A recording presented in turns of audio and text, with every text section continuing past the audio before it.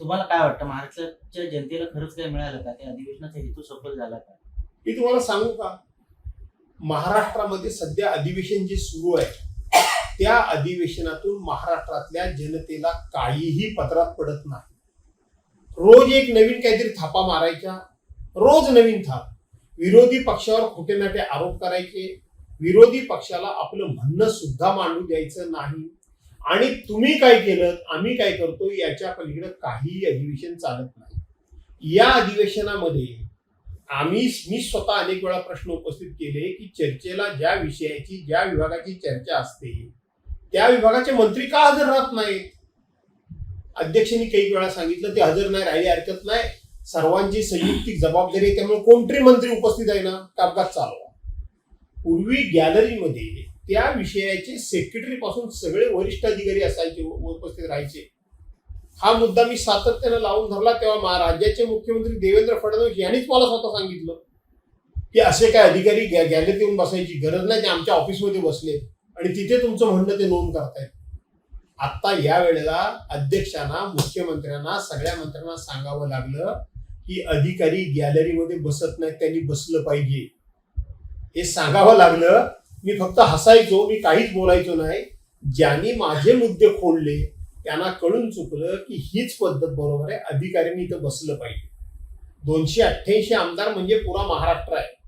ते आमदार आपापल्या भागातले प्रश्न मांडतात, म्हणजे लोकांची दुखणी आणि अडचणी मांडतात, त्या अधिकाऱ्यांच्या कानावरून गेल्या पाहिजेत. हिरवी ते आपल्या नुसते केबिन मध्ये, एसी मध्ये बसलेले असतात, त्यांना काहीही खालच्या गोष्टीची जाणीव नसते. आणि म्हणून तसंच मंत्र्यांच्या बाबतीत सभागृहामध्ये काही मिळालं नाही. हे नवीन एक झालंय. एक मंत्री असेल त्याचं कामकाज चालवण्याकरता कोणाला तरी दिलं, दुसरा मंत्री असेल तिसऱ्याला कोणाला तरी कामकाज चालवायला दिलं, तिसरा मिनिस्टर असेल चौथ्याला कोणाला तरी काम चालवायला दिलं. अरे मग हे मंत्री कशा करता? तुम्ही सभागृहातलं कामकाज चालवण्याकरता तात्पुरती व्यवस्था म्हणून तुम्ही आजारी आहात का?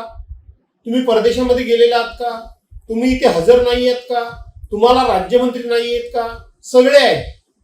तरी पण कामकाज चालवायला कोणाला तरी द्यायचं, याच्यावर आम्ही आक्षेप घेतला. माझे विधानसभा अध्यक्षही ऐकायला तयार नाहीत, राज्याचे मुख्यमंत्री पण ऐकायला तयार नाहीत. हे फार पूर्वीपासून चालत आले वगैरे असं काहीतरी खोटं सांगायचं. म्हणजे अध्यक्षाने ते एकदा कहर केला. 2019 साली म्हणे असंच चाललं होतं, दाखवा एक तरी उदाहरण, ते दाखवू शकले नाही. पण खोटे आरोप करायचे. तिसरी गोष्ट ही त्यांना नाराजी जशी व्यक्त करावी लागली तशी काही आमदारांना या अधिवेशनमध्ये आमच्यावर अन्याय होतोय हे म्हणून तिथं बैठकी घ्याव्या लागल्यात, बसावं लागलं निषेध म्हणून सरकारला. त्यामुळं या सरकारकडून काहीही कोणाच्याही पदरात पडलेलं नाही. त्यांनी कर्जमाफीची खोटी फसवी घोषणा केली. त्यांचं लक्ष एवढंच असतं की पुरवणी मागण्या जर मंजूर करून घ्यायच्या असतील तर अधिवेशनाची आवश्यकता आहे, आणि अधिवेशन जर आपण घेतलं नाही तर पुरवणी मागण्या मंजूर होत नाही. त्यामुळे 97,500 कोटीच्या पुरवणी मागण्या मंजूर झाल्या आणि सरकारला चालवायचं म्हणून चालवा अधिवेशन, अशाच मूडमध्ये सरकार होतं. पण तुम्ही सभागृहात एकही दिवस चुकवत नाही, तुम्ही प्रत्येक अधिवेशनाला तुम्ही प्रत्येक दिवशी असता. मग हे जे दांडीबाददार आहेत त्यांच्यावर काही असं कायदा वगैरे आहे का, त्यांच्यावर कारवाई करण्याचं? नाही, काही असं आहे की मुळामध्ये अधिवेशन मध्ये एकाच दिवस जर तुम्ही आलात तर तुमच्यावर काही कारवाई करता येत नाही. परंतु लगातार 1-2-3 अधिवेशन मध्ये तुम्ही आलात नाही आणि तुम्ही अध्यक्षांच्याकडे गैरहजर राहण्याचं कारण आणि परवानगी मागितलीच नाही तर तुमच्यावर कारवाई होते. परंतु एकदा कधीतरी यायचं, दोनदा कधीतरी यायचं आणि निघून जायचं. लाडकी बहीण योजनेतनं आता परत 90 लाख महिलांना अपात्र ठरवलं. ते साडी योजना सुद्धा बंद झाली. काय चाललंय सरकारचं? काही नाही चाललंय. सरकारला केंद्र सरकार असेल, राज्य सरकार असेल, त्यांना कळून चुकलंय की निवडणूक आली की एक आकर्षक घोषणा करायची आणि लोक त्या घोषणेमध्येच गुंतून पडतात आणि आपल्याला मतदान मिळतं. 2014 साली केंद्र सरकारनं घोषणा केली, आम्ही सत्तेवर आलो तर 2 कोटी प्रत्येक वर्षी तरुणांना नोकऱ्या देऊ. दिल्या का? नाही. काला धन आम्ही आणू, प्रत्येकाच्या खात्यामध्ये 15-15 लाख रुपये आम्ही टाकू. दिले का? नाही दिले.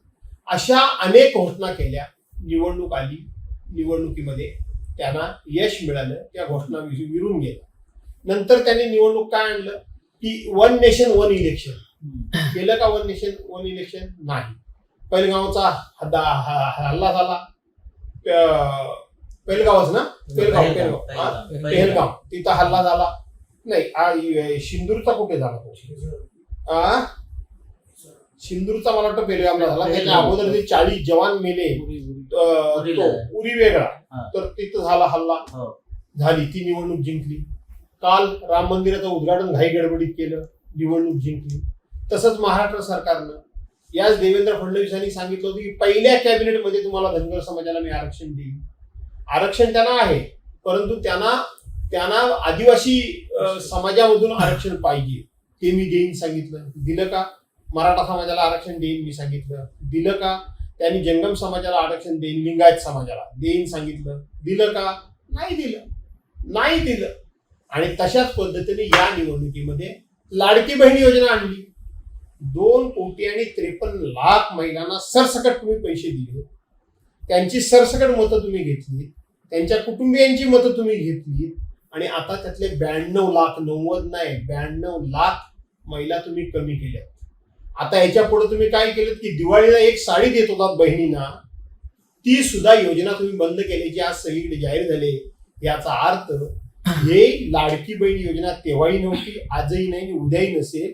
ही लाडकी खुर्ची योजना होती, हे स्पष्ट झालं. पण ज्या बहिणी अपात्र झाल्या त्याच्यावरती आशिष शेलार परवा संगमेश्वरमध्ये असं म्हणाले की युबीटीने हे सगळे बोगस कागदपत्र भरून त्या महिला केल्या असाव्यात, त्या योजनेचा लाभ घेतला. असं आहे की हे आता युबीटीने एवढे कागदपत्र बोगस भरले. आमच्या नावाने तुम्ही सांगितलं तेव्हा काय सांगितलं होतं की त्यांचं सरकार आलं तर हे योजना बंद करतील म्हणून तुम्ही अपप्रचार केला होता. आणि आता दुतोंडीपणा जो आहे ना, हा भाजपकडून शिकावा.